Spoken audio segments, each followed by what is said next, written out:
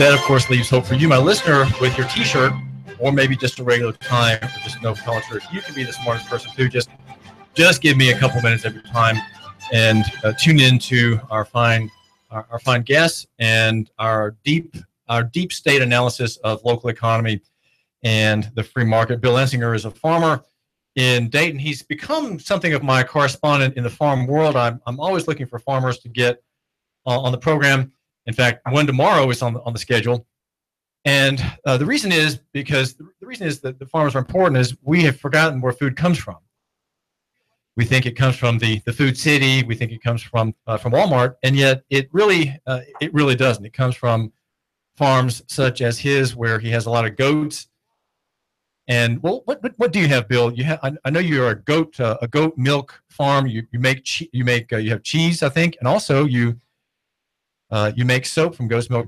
Say something about that, and what other animals, in the menagerie will my listener find if he comes to Dixie Doe's Alpines farm in Dayton?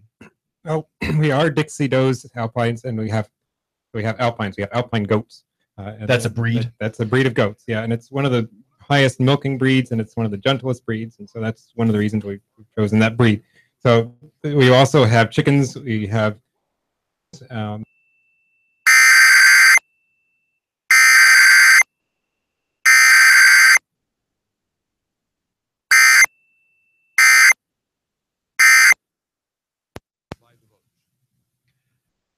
Oh, I'm so glad that's over. Now that I'm secure, now that I'm sure, Bill Ensinger, our test for our national alert system in case of war is working well. And if we need to have the interstate system, which, by the way, the interstates were built as a war measure, they are the interstate defense highway system is what they're called. But we're talking with Bill Ensinger. So, all right. So you have these you have goats. The Alpine Doe's goats are the gentlest and the biggest producers. Just back up for a second. How much can a single goat produce in a year? How many tons or pounds? It varies quite a bit, but we have goats that easily produce a ton to a ton and a half of milk every year. 3 pounds a day, twice a day. Sometimes 5 pounds a day, twice a day. Sometimes we've had goats that produces 10 pounds twice a day, and that's considerable. That's over a gallon. That's 2 gallons a day. Depending on it depends on the genetics of the goat and how healthy it is, and various other factors like that. And it's essentially free, right? They just eat grass, wander the fields among the fences, and yes. Although we do supplement their feed with hay, we get alfalfa hay, and we get a grain from the feed store, so we do feed them. Good. We do spend a fair amount of money on their feed, but they do graze a lot, and we're actually working on growing more of our feed ourselves. I have not yet been successful, and that's an interesting aspect of it, because if I get into doing too many different things, then I begin to spread my workload around too much, and I can't focus on anything and really do well at certain things. So are you saying that right now at Dixie Doe's Alpine Farm that you're trying to find ways of having crops just small enough to feed the goats? Is that a worthy cost-saving measure? Yeah, well, it would be a cost-saving measure. It's also for their health, because we grow them without pesticides and herbicides and stuff like that. Whereas the hay that we buy is not no organic. Guarantees about that. No guarantee. Is there such a thing as organic hay? Yeah. Oh, yeah. Is there? But it's expensive. You don't buy that here. Yeah. You would have to buy that. It's not grown easily right locally. Certainly, alfalfa actually grows really well in the northern states, in North Dakota, Wyoming, areas like that. Does not grow. It will grow some around here, but not in the huge quantities that we really need. So to save a little bit of money on the feed, you have to think of having your own crop, which is its own large project, right? You can't just say, well, I'll have my own crop, because that takes planning. You have to prepare the ground, and so on, right? You have to keep on top of it, and but I'm working on it. It's a side experiment, and one of the things that's interesting about this whole local versus far away discussion is that some things are good and important to have local, and some things are very difficult to have local, and this is one of them. Unfortunately, to get grow enough feed to feed my goats. And how many goats do you have? We have 8 goats, so it's not a huge farm, but it's big enough for one family. We get all our milk supply. We don't have to buy milk from the store. We get the milk there. We get the milk for the soaps. We also make cheese. And so your 7-year-old Bill Enzinger, when Becky feeds everybody breakfast, has in the cornflakes goat's milk. Yeah, Cheerios. Cheerios. Okay. But yes, they have goat milk in their cereal every morning, and we use goat milk for cooking, and we use it for everything, and it's really good. So. Now, just back up here on this question. Milk we drink comes from cows that have been fed grain, which is not a natural food for cows. Cows should be drinking or should be eating grass. Is the milk somehow that we're commonly buy at the Food City and the Walmart, is that somehow not right as milk, whereas goat's milk from grass-fed goats is right? What's the difference? Well, there's several things to talk about here, because they're right here. Okay, there's a bunch of things to talk about in regard to milk, because when you go to the grocery store, pretty much guaranteed the milk is going to be pasteurized, which means it's heated up and it kills all the good enzymes and bacteria that are in that are healthy for you. And all you're left with is kind of a sterile milk that's, in effect, it doesn't. When I taste it, it tastes like chalk. So it does help your bones, though. Yeah. Right. Well, the store milk, right? Maybe a little bit. One of the things with the pasteurized milk is that it doesn't have all this stuff in it that's been pasteurized out of it that helps you absorb the calcium. So you're not going to get as much calcium as you think you might. I think we've been sold a swamp in Florida on this pasteurization thing. The whole idea is when you have people that get sick from the milk that has stuff in it that's bad. If it's not handled right, of course, raw milk can have bad stuff. Pasteurized milk can have bad stuff in it too if it's bad bacteria. But the reason milk is pasteurized, Bill, is so that it can enter the stream of commerce, right, and last a long time. Whereas milk that's not pasteurized and not put under that strain has a shorter shelf life. Generally speaking, it can't be sent as far away. Right. That's right? That's a key. That's I think is more the reality than anything else. The number of people that are actually getting sick from raw or not pasteurized milk is very small. And in fact, I've never been sick from the raw milk, but I do remember as a kid drinking milk one time as a snack in the evening, and later that evening I threw up. And I think it happened because the milk that we had been saved in a cup from earlier in the day in the refrigerator, and it probably got a little spoiled. If something got into it that didn't agree with me. Is there more demand for locally grown farm food, Bill Enzinger? You attend farmers markets. Yeah. What's your tell us about how long you've been doing that, which ones you attend, and what is your sense of the pulse of people like my listener who are starting to go to farmers markets or are actually starting to make a habit of it? Yeah, there has been a considerable move towards local economy and local farms in the last number of years. And in the Chattanooga area, there's been a number of farmers markets that has popped up. We do 2 of them right now. One of them is on Saturday morning at Grace Episcopal Church, on Brainerd Road and Belvoir Avenue. It's in the lower parking lot. That's Saturday morning from 10 o'clock till noon, and that's a year-round market. In the winter, it's just 1 hour, but most of the year, it's from, like I said, 10 o'clock till noon. And then the other farmers market we do is in Ottawa at the Ottawa Nursery. And that is Thursday afternoons, and during the summer season and into the fall, it is a 3-hour market from 3 in the afternoon until 6 p.m. So we're at both of those markets year-round. Both markets are year-round. We're there just about every week during this regular season, and then in the winter, we're every 2 or 3 weeks because the goats are seasonal. We don't have milk from them. What should my listener, Bill Enzinger from Dayton, what should my listener tell his wife, who does most of the shopping in that family? What should he tell her about his approval for her going out of her way to a farmer's market? What reasons should he give her? She's pressed for time. She's got the children. She's got her own little gig on the side. She had a little income producing scheme going on. What are his arguments for her benefit so that the family, the listener's family, might have a healthier fare at the table? Yeah, well, at the farmers markets, you have a lot of vendors like myself, and you have other people too that sell vegetables that are all grown locally and picked at the peak of produce, the peak of freshness, when they're peak of ripeness as well, when they've got the highest, a lot of nutrients and minerals and all the good stuff that's in them, and that's when you won't get that in the store. The stuff that's in the store has been flown in or trucked in from long distances away, usually picked ahead of when it's at peak, so it can ripen in transit. And it's not a lot of it's not certainly not grown organically, and even some of the stuff is. The government regulates that, and that can be somewhat easy to get around some of the regulations, and so it's not going to be the organic that you might expect. Whereas when you can talk to your local farmer, you can find out exactly what their practices are. You can even, a lot of them will let you visit their farm and say, hey, this is how we do things, and if you like it, great. If you don't, you can go somewhere else and find your produce somewhere else. Is farmers market fare more expensive, Bill, than the store? It generally is, but it's not outrageously so. For example, our milk, we do our milk for $2 a quart. It works out to $8 a gallon. The organic milk in Walmart is usually around $6. So yeah, it is a little more expensive, but the organic, and a gallon of regular milk's about $4. And a gallon of regular milk is $4, and sometimes less than that. I've seen eggs at Aldi recently on Hickson Pike for 24 cents a dozen, and let me tell you, that doesn't even pay for the carton. I don't get it. But you know, you got to think about what is that money going for if you're paying 24 cents a dozen for eggs. It's not going to the farmer, because I mean, just the cost of getting the eggs there and the cartons is going to be about that. So the farmer's not benefiting really.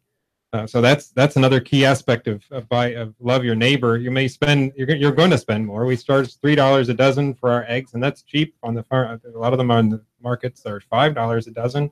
But they're the fresh, free range. Are they better? Eggs. Are they better for my listener and his family in their health? Yes, yeah. Ask Aldi how they raise their chickens, and the people there probably don't know. But I'll tell you, we have, and various farmers have different ways of raising their chickens. We do have a chicken house, and they have a chicken run, and the chickens will run around in the house and outside. They'll peck at the ground. They'll eat bugs. They'll eat worms. So these are the things they're supposed to eat. They'll nibble at the grass and the weeds and so forth. We feed them extra. We feed them the whey when we make cheese. We give them that. That's going to be a healthy thing for them. If you were to take an egg from the farmer's market and break it open, you should notice a considerably darker yolk than eggs from the supermarket. This is David Tulis, and you're talking with me live here with Bill Ensinger. What's on your mind? Do you think you guys are like almost out of business? I mean, the naturalist farmers, because I'm not paying $8 for a gallon of milk. I'm sorry. And I love the fact that Walmart sells it for $2.88, and I get eggs at Walmart for 18 cents a dozen. It's not my job to fund you guys. That's not my job is to get the best deal for my family. So, why in the world, if I'm going to care about you, I'm going to care about that Chinese worker that's making a penny a day, that's now making maybe 50 cents a day, producing American goods. And maybe I should do that to help the rest of the world, like the liberals like, So when I buy from Walmart, I'm actually helping third world nations. In other words, Colin, you're being generous. Why in the world should I pay $8 per gallon of milk? You're saying what you're saying essentially is that you're much more cosmopolitan than Bill Ensinger is, arguing for local economy. Local economy is somehow prejudiced and narrow and more expensive, and you're saying, the caller, you're saying that you have a much broader and more generous view of the economy, and in fact you're helping some worker in a factory somewhere earn a little bit more because Walmart's the customer. In a factory, I care about getting the best value for my dollar, and on top of that, my dad used to grow his own vegetables, beautiful tomatoes. He would hunt deer and eat venison, and I'm like, I am not going to waste my time sitting in the woods freezing my butt off to get a deer. I'll go buy the meat. And as far as growing food, I'm not going to waste my time growing food when I go to the market and get it cheaper. So my whole point is, I'm not trying to be mean about this, but why should I care as a consumer? And why should I have to spend $8 for a gallon of milk, which is the real, but by the way, that's what the cost of real milk is. Because the food today in the grocery stores are all, it's not even food. It's nothing more than chemicals. But real milk, if you Thanks for making my point. Inflation into account, from when I was a kid, it should be around $8 a gallon because that's real milk. But as a consumer, I'm talking for the consumer that just cares about getting the better deal. Why should I do it? And I'll listen on the radio. Thanks. Okay.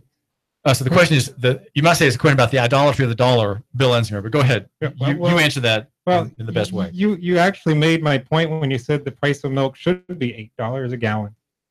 this, if the caller says that admits somehow that it could be that much, why is it cheaper? Why is it price subsidies, Bill Ensinger, that makes store-bought milk half the price of yours?